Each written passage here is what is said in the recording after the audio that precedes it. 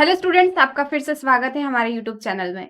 इससे पहले हमने जियोग्राफी में पार्ट 1 कवर किया है, जहां तक मैंने आपको बताया था कि सौरमंडल में कितने ग्रह होते हैं और इसमें हमने जाना था सौरमंडल की विशेषताओं के बारे में। इसमें हमने जितने भी ग्रह हैं स्टार्टिंग के, जैसे कि बुध, शुक्र, पृथ्वी, यहाँ तक की जितनी भी उनकी क्वालिटीज है वो मैंने आपको बता दी थी। तो आज हम आगे बढ़ेंगे और यहाँ से हम पढ़ेंगे मंगल ग्रह के बारे में। यहाँ से जो भी इंपॉर्टेंट क्वेश्चन पूछे जाते हैं वो मैं आपको बताऊंगी, तो इसे आप नोट भी करते रहिएगा। तो चलिए आज हम स्टार्ट करते हैं। सबसे पहले हम जानेंगे मार्स के बारे में। दोस्तों, मंगल ग्रह जो है सूर्य से चौथा निकटतम ग्रह है। सबसे पहले मैंने आपको बताया था मर्क्यूरी आती है, फिर वीनस है, थर्ड पर अर्थ है और फोर्थ पर आएगा आपका मंगल मतलब मार्स। और यह सौरमंडल का दूसरा सबसे छोटा ग्रह है। तो सबसे छोटा ग्रह कौन सा है? बुध है। उसके बाद क्या आता है? आपका मंगल आता है। इसे लाल ग्रह भी कहते हैं। ये मोस्ट इंपॉर्टेंट है, ये आप इसे जरूर लिखिएगा। लाल ग्रह इसे इसलिए कहते हैं क्योंकि यहाँ पर आयरन ऑक्साइड की अधिकता पाई जाती है। इसी के कारण इसका कलर जो है रेड है, इसीलिए हम इसे लाल ग्रह भी कहते हैं। मतलब कि हम इसे जानते हैं describe as the red planet. Presence किसका है यहाँ पर? तो ये आपको याद रखना है, आयरन ऑक्साइड के प्रेजेंस के कारण इसका कलर जो है वो रेड है, इसलिए हम इसे रेड प्लैनेट के रूप में भी जानते हैं। यहाँ पर एक चीज सिमिलर है अर्थ और मार्स के बारे में, वो है इसका landmass. The landmass of Mars and earth very similar. और अगर हम बात करें कि कितने घंटे में ये चक्र पूरा करती है, तो यह अपनी धुरी पर एक चक्र पूरा करने में 24 घंटे 37 मिनट लगाती है। सूर्य के चारों ओर एक चक्कर पूरा करने में इन्हें लगता है 687 दिन। हमारी पृथ्वी को कितने लगते हैं? 365 दिन के लगभग टाइम लगता है। और यहाँ पर अगर हम मंगल ग्रह का देखें तो यहाँ पर लगते हैं 687 डेज यहाँ पर लगते हैं। मंगल ग्रह के 2 उपग्रह हैं, फोबोस और डीमोस, तो इसे भी आप जरूर नोट करिएगा। दोस्तों, यहाँ पर मैंने आपको बताया था कि जो बुध है, बुध और शुक्र, इनका कोई उपग्रह नहीं है, नेचुरल सैटेलाइट इनकी कोई भी नहीं है। उसके बाद हमने बात की थी पृथ्वी की, तो मैंने आपको बताया था कि पृथ्वी का एकमात्र उपग्रह है वो है चंद्रमा। ठीक है, मून जो है एकमात्र उपग्रह है। और जब हम आगे बढ़ते हैं मार्स में, तो मार्स में आपको 2 उपग्रह याद करने हैं, फोबोस और डीमोस। चलिए नेक्स्ट हम यहाँ आगे बढ़ते हैं। अब मंगल के बाद आता है जुपिटर। जुपिटर जिसे हम जानते हैं बृहस्पति के नाम से। बृहस्पति जो है सौरमंडल का सबसे बड़ा ग्रह है। ये काफी इंपॉर्टेंट है आपके लिए जानना। सबसे बड़ा उपग्रह आपका कौन सा है? बृहस्पति है। यह मुख्य रूप से गैसों से बना हुआ है, इसलिए इसे विशालकाय गैस के रूप में भी जाना जाता है। अगर आपने मेरी पहली चैप्टर पढ़ी होगी तो वहां पर मैंने आपको बताया था कि जो स्टार्टिंग के 3 ग्रह हैं उन्हें हम आंतरिक ग्रह और बाहरी ग्रह किसे कहते हैं, ये भी मैंने आपको बताया था। यहाँ से स्टार्ट हो जाता है बाहरी ग्रह के बारे में। और ये किससे बना हुआ है? विशालकाय गैसों से बना हुआ है, इसीलिए हम लोग इसे जाइंट गैस प्लैनेट कहते हैं। जुपिटर को हम लोग जानते हैं विंटर प्लैनेट के रूप में भी जानते हैं, क्योंकि यह जो है एकदम ठंडा रहता है, इसलिए हम इसे विंटर प्लैनेट कहकर भी बुलाते हैं। यह अपनी धुरी को चक्र पूरा करने में 9 घंटे 55 मिनट का समय लेती है और एक चक्र पूरा करने में 11.86 यहाँ पर लिख सकते हैं का समय लेती है। इतने साल का समय लेती है। सौरमंडल में बृहस्पति का दिन सबसे छोटा होता है। बृहस्पति के चारों ओर एक फीकी वलय प्रणाली है, वे ज्यादातर ध्रुव के कणों से बनी हुई है। ठीक है, तो अगर आप सौरमंडल का पिक्चर देखेंगे, जैसे मैंने आपको पहले भी दिखाया था, तो उसमें कई सारे ऐसे ग्रह हैं जिनके वलय पाए जाते हैं, राउंड्स पाए जाते हैं। आगे हम देखेंगे और भी ऐसे ग्रह हैं जिनके वलय पाए जाते हैं। तो बृहस्पति में एक जो फीकी विला है, बहुत हल्की सी, मतलब फीकी कहने वाला बहुत हल्की सी होती है। और ये किससे बनी होती है? ये धूल कण से बनी होती है। देखिए सौरमंडल में कई सारे आपके उल्का हैं, धूमकेतु हैं, तो ये सब किससे मिलकर बनी होती है? धूल कण, चट्टानों के छोटे छोटे कणों से मिलकर बनी होती हैं। तो यहाँ पर ये फीकी वलय बनी है धूल और कणों से बनी हुई हैं। अभी तक ऐसा कंफर्म किया जा रहा है कि जुपिटर पे कितने आपकी उपग्रह है? ये है 67 उपग्रह यहाँ पर हैं। उनमें से सबसे मेन कौन से है ये आप नोट कर ले, तो गैनीमेड सैटेलाइट जो है ये जुपिटर का है और ये सबसे बड़ा प्राकृतिक उपग्रह है। अभी तक हमने प्राकृतिक उपग्रह के बारे में नहीं देखा है। अगर आपको पूछा जाएगा कि सबसे बड़ा बताए उपग्रह किस ग्रह का है, तो वो पहले जुपिटर का आएगा। नाम देकर पूछेगा तब आपको देना है गैनीमेड, जो कि बृहस्पति सौरमंडल का सबसे बड़ा उपग्रह है। चलिए अब हम बात करेंगे सैटर्न के बारे में, शनि ग्रह के बारे में। शनि ग्रह सूर्य से छठा ग्रह है और सौरमंडल का दूसरा सबसे बड़ा ग्रह है। शनि को चक्राकार भी ग्रह भी कहा जाता है। देखिए हर ग्रह का कोई ना कोई एक नाम है उसकी विशेषताओं के कारण। जैसे पृथ्वी पर पानी की अधिकता पाई जाती है, यहाँ पर 71% वाटर है और इसलिए इसे हम नीले ग्रह के रूप में जानते हैं। शुक्र को हम चमकीला ग्रह के रूप में जानते हैं क्योंकि वहाँ काफ़ी ज़्यादा लाइट्स दिखती हैं, हमें उसे भोर का तारा, सुबह के तारे के नाम से भी जानते हैं। इसी प्रकार शनि को चक्राकार ग्रह भी कहा जाता है, ठीक है? रिंग प्लैनेट कहा जाता है। क्यों? क्योंकि इसमें इसके बाहर कई सारे रिंग्स आपको देखने को मिलते हैं। मैंने आपको कहा था, मैं आपको आगे बताऊँगी भी। तो यहाँ पर आप पढ़ भी सकते हैं कि शनि के जो 30 वलय पाए जाते हैं, ठीक है? 30 वलय मतलब उसमें राउंड आपको कुछ दिखेगा। तो इसीलिए इसे हम कहते हैं चक्राकार ग्रह। शनि हमारे सौरमंडल का एकमात्र ग्रह है जिसका औसत घनत्व पानी से भी कम है। मतलब इसकी जो एवरेज डेंसिटी है ये लेस देन वाटर है। यहाँ से देखिए दोस्तों, आपको हिंदी इंग्लिश दोनों लैंग्वेज में अवेलेबल है। आप जिसमें भी कंफर्टेबल प्रेफर करते हो वो यहाँ से पढ़ सकते हैं। मैं आपको सभी चीज़ें बायलैंग्वेज बताऊँगी। और यहाँ पर सैटर्न में कितने रिंग्स पाए जाते हैं, वलय को कहते हैं रिंग्स, और यहाँ पे 30 रिंग्स पाए जाते हैं और ऐसा माना जाता है कि 53 कन्फर्म नेचुरल सैटेलाइट है। अभी इनकी संख्या बढ़ गई होगी वर्तमान में क्योंकि लगातार आप देखते होंगे करंट अगर न्यूज़ आप पढ़ते हो तो सर्च किया जाता है अंतरिक्ष में कि कहाँ कितने ग्रह पाए जा रहे हैं, तो ये संख्या आप थोड़ी ज़्यादा भी पाई जा सकती है। शनि अपनी धुरी पर एक चक्र पूरा करने में 10 घंटे 34 मिनट का समय लेती है। सूर्य से चारों ओर चक्र करने में इन्हें लगता है 29 साल का समय। जी हाँ, जो जितना सूर्य से दूर रहेगा उतना ही ज़्यादा समय लगेगा। धरती से अगर हम समय की बात करें तो वो आपका लगता है 365 दिन। बुध को और भी कम दिन लगते हैं, 88 दिन लगते हैं पूरे करने में। पर जैसे आप दूरी बढ़ती जाएगी ग्रह की तो उसका समय भी बढ़ता जाएगा। तो यहाँ पर आप देख सकते हैं कि एक चक्र पूरा करने में 29 साल का समय लेती है। टाइटन शनि का सबसे बड़ा चंद्रमा है और सौरमंडल में दूसरा सबसे बड़ा जो है उपग्रह है। पहला कौन-सा है? पहला हमने आपको बताया कि गैनीमेड है जो कि बृहस्पति का है। दूसरा शनि ग्रह का उपग्रह है टाइटन। टाइटन नाम से भी आप याद रख सकते हैं कि टाइटन एक जैसे बहुत बड़ा जहाज था वैसे ही टाइटन यहाँ पर सबसे बड़ा उपग्रह है, पर ये दूसरे नंबर का है। पहले पर गैनीमेड है, दूसरे पर आपका टाइटन है।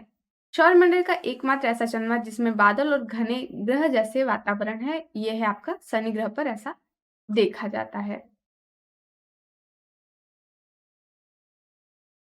चलिए अब हम बात करते हैं यूरेनस के बारे में। तो यूरेनस सूर्य से 7वां ग्रह है और यह नग्न आँखों से दिख दिख सकता है, ठीक है? विज़िबल है ये, हम लोग इसे देख सकते हैं। यूरेनस अपनी धुरी से पूर्व से पश्चिम की ओर घूमती है। अभी तक बाकी ग्रह जो हैं हमारे वो पश्चिम से पूर्व घूमते हैं, पर शुक्र और यूरेनस ऐसे ग्रह हैं जो विपरीत दिशा में घूमते हैं बाकी ग्रहों की अगर हम देखें धुरी तो। यहाँ पर ये कैसे घूमती है? पूर्व से पश्चिम की ओर रोटेशन करती है। यूरेनस अपनी धुरी पर 98 डिग्री कोण पर झुका हुआ है, मतलब ये काफ़ी ज़्यादा झुका हुआ है। यूरेनस कितना डिग्री पर? 98 डिग्री पर। हाइड्रोजन, हीलियम, मीथेन इसके वायुमंडल की प्रमुख गैसें हैं। यहाँ पर आप देख लीजिए कौन-कौन सी गैसें हाइड्रोजन, हीलियम और methane. It is very cold due to the its great distance from the sun. तो जैसे कि सन बहुत गर्म है तो उसके पास जो भी ग्रह नज़दीक के होंगे वो ज़्यादा गर्म होंगे और बाकी अगर हम जो देखें दूर के ग्रह हैं वो ठंडे होंगे क्योंकि डिस्टेंस भी मैटर करता है ना? चलिए, सूरज से बहुत दूरी होने के कारण ये बहुत ठंडा है। यह ग्रह अपने वातावरण में मौजूद मीथेन गैस के कारण हरे रंग का दिखाई देता है। तो इसका हरा रंग दिखाई देने का कारण है मीथेन गैस। ये आपको नोट कर लेना है। यूरेनस के भी 6 और 27 उपग्रह है। यहाँ पर भी इसके रिंग्स पाए जाते हैं। यूरेनस में भी आपको रिंग्स देखने को मिलेंगे। यूरेनस पहला एक ग्रह है जिसे दूरबीन के उपयोग से खोजा गया था। ऐसे फैक्ट आप याद भी कर सकते हैं, अपने दोस्तों से पूछ भी सकते हैं। काफ़ी ये जो जनरल नॉलेज बेस्ड क्वेश्चन है, ये आप याद करें तो अच्छा रहेगा। चलिए अब हम बात करते हैं नेपच्यून की। इसे जो है हम वरुण ग्रह के नाम से भी जानते हैं। यह 8वां ग्रह है। अपनी धुरी को चक्र पूरा करने में इन्हें 16 घंटे लगते हैं। सूर्य के चारों ओर एक चक्र लगाने में लगभग 165 साल का समय लगता है। अभी तक हमने 24 साल देखा, इतना साल। अब यहाँ पर लग रहे हैं 165 साल। यह सौरमंडल का सबसे ठंडा ग्रह है क्योंकि यह सूर्य से सबसे ज़्यादा दूर है। तो यूरेनस तो ठंडा है ही, बट यूरेनस के बाद आता है हमारा नेपच्यून। तो नेपच्यून और अधिक ठंडा है क्योंकि यह सूर्य से अधिक दूरी पर है। इसमें 13 प्राकृतिक उपग्रह और 5 वलय हैं। इसमें कितने रिंग्स हैं? इसमें है आपके 5 रिंग्स और 13 नेचुरल सैटेलाइट्स पाए जाते हैं। नेपच्यून कम तापमान वाले मीथेन के छल्ले से घिरा हुआ है। मीथेन जो है आपके यूरेनस में भी पाए जाते हैं, इसी के कारण उसका रंग हरा होता है और यहाँ पर भी आपकी मीथेन गैस पाई जाती है। चलिए नेक्स्ट मूव करते हैं। आगे हम जानेंगे दोस्तों बौने ग्रह के बारे में, धूमकेतु के बारे में, जो मैंने आपको कहा था। तो बौने ग्रह क्या होते हैं? वो जो एक निश्चित कक्षा में मूव नहीं करते हो। हमने ग्रह में जाना कि ग्रह जो है सूर्य की निश्चित कक्षा में एक ऑर्बिट में राउंड पूरा करते हैं, बट जो बौने ग्रह हैं ये इनका कोई निश्चित कक्षा नहीं होता, निश्चित ऑर्बिट नहीं होता जहां पर वो सराउंडिंग कर सके, गोल गोल ऐसे घूम सके। ये क्या करते हैं? दूसरे ग्रह के रास्तों को काट देते हैं, इसलिए इन्हें हम बौने ग्रह की श्रेणी में रखते हैं। पहले हम पढ़ते आते थे कि प्लूटो जो है यह ग्रह है, बस बाद में इसे मान्यता दी गई बौने ग्रह की, मतलब ड्वार्फ प्लैनेट की मान्यता दी गई। तो यहाँ पर आप पढ़ सकते हैं बौने ग्रह हमारे सौरमंडल के छोटे ग्रह हैं। सूर्य के चारों ओर परिक्रमा करने वाला कोई भी खगोलीय पिंड जिसका वजन जो है गुरुत्वाकर्षण के लिए होता है, लगभग गोल आकार का होता है, बौना ग्रह कहलाता है। यह किसी ग्रह का उपग्रह नहीं होना चाहिए, ये जरूरी है। सेरेस, प्लूटो, ह्यूमिया, मोकमेक और एरिस बौने ग्रह में आते हैं। प्लूटो तो नाम हमने जान लिया, इसके अलावा आपका ह्यूमिया, मोकोमेक और एरिस भी बौने ग्रह के श्रेणी में आते हैं। नेक्स्ट है हमारा शुद्ध ग्रह, ठीक है। एस्ट्रॉइड। एस्ट्रॉइड क्या होता है? तो शुद्ध ग्रह छोटे चट्टानी खगोलीय पिंड होते हैं। ये सेलेस्टियल बॉडी है। सेलेस्टियल बॉडी क्या है? जो भी प्रकाशमय चीजें हैं आपकी आकाश गंगा में, इन सभी को हम कहते हैं सेलेस्टियल बॉडी। शुद्ध ग्रह छोटे चट्टानी खगोलीय पिंड हैं जो अन्य ग्रहों की सूर्य की परिक्रमा करते हैं। तो सूर्य की परिक्रमा तो ये भी करते हैं, पर ये क्या है? चट्टानी छोटे छोटे आपके खगोलीय पिंड है, उन्हें ही कहा जाता है शुद्ध ग्रह। और इसका एक नाम है लघु ग्रह, क्योंकि काफी छोटे हैं इसलिए हम इन्हें कहते हैं माइनर प्लैनेट्स। बड़े शुद्ध ग्रह को प्लेटाइन कहा जाता है। तो यहाँ पर एक चीज आपको ध्यान रखनी है कि अगर थोड़ा आकार बड़ा हो जाता है तो उन्हें हम कहते हैं प्लेनाइट, इन्हें हम कहते हैं प्लेनेटाइड। बड़े शुद्ध ग्रहों को हम लोग कहते हैं प्लेनेटाइड। चलिए, ये मंगल ग्रह और बृहस्पति ग्रह के बीच में पाए जाते हैं। ये कहाँ पाए जाते हैं? मंगल और बृहस्पति ग्रह के बीच में पाए जाते हैं। इस बेल्ट को शुद्ध ग्रह बेल्ट भी कहा जाता है। एस्ट्रॉइड बेल्ट के नाम से हम इन्हें जानते हैं। जो मार्स और जुपिटर के बीच में पाए जाते हैं उन्हें हम जानते हैं एस्ट्रोनाइट बेल्ट के नाम से जानते हैं। शुद्ध ग्रहों का व्यास 100 किमी से लेकर कंकड़ के आकार तक भिन्न होते हैं। मतलब यहाँ पर आकार की बात की गई है तो ये काफी भिन्न भिन्न हमें देखने को मिलता है। देखिए, अंतरिक्ष में ग्रह, उपग्रह, शुद्ध ग्रह काफी चीजें हैं। और अब हम देखेंगे धूमकेतु के बारे में। धूमकेतु जो हैं ये सूर्य के चारों ओर चक्कर लगाते हैं। देखिए, आप यहाँ पर जितनी भी चीजें पढ़ेंगे वो सूर्य के जो ग्रह के बारे में अगर हम पढ़ेंगे या उपग्रह, ये सभी सूर्य के ही चक्कर लगा रहे हैं, क्योंकि एक गुरुत्वाकर्षण बल है जो इन सभी को आपस में खींचता है, जोड़े रखा है, तो इसलिए ये जो है सूर्य के चक्कर लगाते हैं। लेकिन उनकी कक्षाएं जो है अनियमित होती हैं, इनका जो ऑर्बिट है वो इरेग्युलर रहता है। यहाँ पर दिया है कि जो आपके धूमकेतु हैं ये समटाइम्स वेरी क्लोज रहते हैं सूर्य के, तो इन्हें हम कहते हैं पेरिहीलियम। और कभी कभी ये सूर्य से बहुत दूर हो जाते हैं, इसे हम कहते हैं अपहेलियन कहते हैं। ये आमतौर पर पूर्व पर बेल्ट पे पाए जाते हैं। वे सूर्य की ओर यात्रा करते हैं, ठीक है। कहाँ पर यात्रा करते हैं? ट्रैवल करते हैं टुवर्ड द सन। सबसे प्रसिद्ध धूमकेतु जो है हैली धूमकेतु है। हैली क्या है? ये एक धूमकेतु का नाम है जो कि 76 वर्षों में एक बार प्रकट होता है। हैली धूमकेतु को आखिरी बार 1986 में देखा गया था। तो आपको ये बताना है कि ये हमें आगे कब देखने को मिलेगा, ये आप ऐड कर हमें जरूर बताइएगा। अब हम जानेंगे मेटल्स के बारे में। उल्का क्या होते हैं? तो चट्टानों के छोटे छोटे टुकड़े जो सूर्य के चारों ओर चक्र लगाते हैं उन्हें हम कहते हैं उल्का। ये मुख्य रूप से क्षुब्ध ग्रह बेल्ट से चट्टानों द्वारा हटाए गए टुकड़े हैं। हमारे वायुमंडल में प्रवेश करने से उन्हें उल्कापिंड कहा जाता है। तो देखिए, उल्का और उल्कापिंड क्या होता है? उल्का यहाँ पर हमने देखा जो सूर्य के चारों ओर चक्र लगा रहे हैं, चट्टानों के छोटे छोटे टुकड़े हैं, इसमें आपके धूल कण भी होते हैं। तो जैसे ही ये अर्थ पर आते हैं, अर्थ के सरफेस पर, अर्थ के एटमॉस्फेयर में आना चालू हो जाते हैं, तो ये जलने लगते हैं। ऐसा अगर आप गूगल पे फोटो जाके देखेंगे तो भी आपको दिख जाएगा कि ये काफी ज्यादा प्रज्वलित आपको दिखते हैं। और जब ये जलते हैं तो इन्हें हम कहते हैं उल्का पिंड, ठीक है। और जो जल नहीं पाते, पृथ्वी के धरातल से टकराकर वहीं पर रुक जाते हैं, तो वो उल्का हो जाते हैं। तो ये अंतर होता है आपका उल्का और उल्कापिंड में।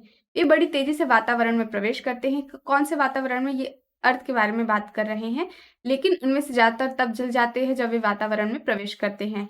हमारे वायुमंडल में प्रवेश करने के बाद उन्हें उल्का कहा जाता है। कुछ टुकड़े पूरी तरह से जलते नहीं और वो धरती पर गिरकर क्रेटर्स बन जाते हैं। उल्कापिंड गिरने के उदाहरण हैं महाराष्ट्र के एरिज़ोना में उल्कापिंड और लोनार झील का निर्माण उल्का के प्रभाव से हुआ है। तो ये जो आप लोनार झील देखते हैं, ये उल्कापिंड के प्रभाव के कारण हुआ है। वहाँ पे गिर गया, जिससे गर्त का निर्माण हुआ, गड्ढा बना और इससे लोनार झील का आपका निर्माण हुआ। एग्ज़ाम्पल आप इसे ज़रूर नोट करिएगा। चलिए, तो हम यहाँ पर देख रहे थे, ये देखिए, ये आपका है उल्कापिंड।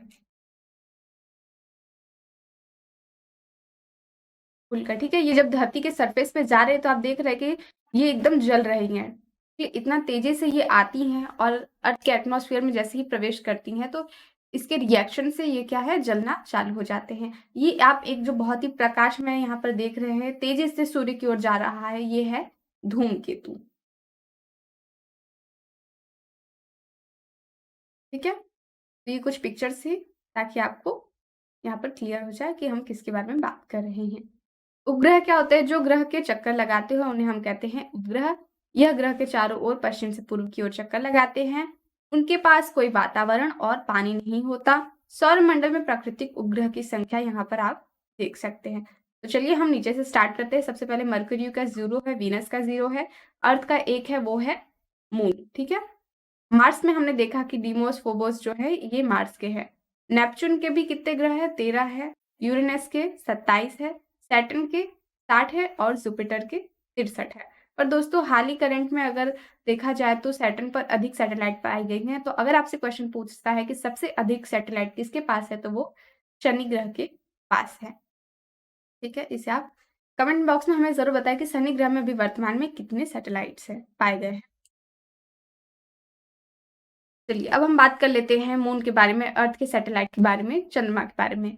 यह कितनी दूर है? ये पृथ्वी से यहाँ पर दिया हुआ है, इसे आप नोट कर लीजिए कि कितनी दूरी पर स्थित है। चंद्रमा पृथ्वी के चारों ओर चक्कर लगाता है। चंद्रमा को पृथ्वी के चारों ओर अपनी परिक्रमा और परिक्रमण करने में 27 दिन 7 घंटे 43 मिनट का समय लगता है। अगर हम दिन के हिसाब से जोड़े तो ऐसा कहा जाता है कि धरती से चंद्रमा में पहुंचने में 3 दिन का समय लगता है। चंद्रमा सौरमंडल का 5वां सबसे बड़ा प्राकृतिक उपग्रह है। चंद्रमा से परावर्तित होने वाले प्रकाश केवल 1.25 सेकंड में पृथ्वी तक पहुंच जाते हैं। कितने सेकंड में पहुंचते हैं? 1.25 सेकंड में पहुंच जाते हैं। सूर्य से धरती पर आने में प्रकाश को कितना समय लगता है? 8 मिनट का समय लगता है। ये काफी इंपॉर्टेंट क्वेश्चन है, मैंने पहले ही बता दिया था, आप इसे जरूर नोट करिएगा। चंद्रमा पृथ्वी से छोटा है और उस पर पृथ्वी के गुरुत्वाकर्षण का खिंचाव 1/6 भाग है। अपोलो 11 नासा द्वारा भेजा गया चंद्रमा पर उतरने वाला पहला मानवयुक्त मिशन था। तो ये मिशन है आपका अपोलो 11, जो कि नासा द्वारा भेजा गया था और ये चंद्रमा पर उतरने वाला पहला मानवयुक्त मिशन था। तो फ्रेंड्स, आज हमने देखा कि पृथ्वी के बाद जो भी उपग्रह थे आपके, बुध, शुक्र, पृथ्वी के बाद मंगल, गुरु, शनि।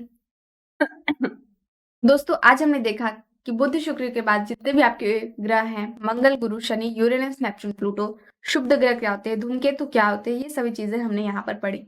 नेक्स्ट चैप्टर जो हमारा है वो अर्थ सरफेस है। इसमें हम पढ़ेंगे कि अर्थ के सरफेस को कितने भागों में बांटा गया है, मेंटल कोर, क्रस्ट, ये सभी क्या होते हैं, इनमें कौन कौन सी खनिज तत्व पाए जाते हैं, इनके बारे में हम अच्छे से पढ़ेंगे। एंट्रेंस एग्जाम की बेहतर प्रिपरेशन के लिए आप हमारे साथ जुड़े रहें और लगातार जो भी आपको यहाँ पर पढ़ाया जाता है सभी क्लास अटेंड करें और उसके नोट्स भी बनाएं। ये आपको बहुत हेल्प होंगे। जब भी आप एंट्रेंस एग्जाम नज़दीक आएगा, आप ये रिवीजन करेंगे तो आपको अच्छे से याद हो जाएगा और आप ज़्यादा मार्क्स गेन कर पाएंगे एंट्रेंस एग्जाम में। तो दोस्तों अच्छे से पढ़े, घर पर रहे, सुरक्षित रहे।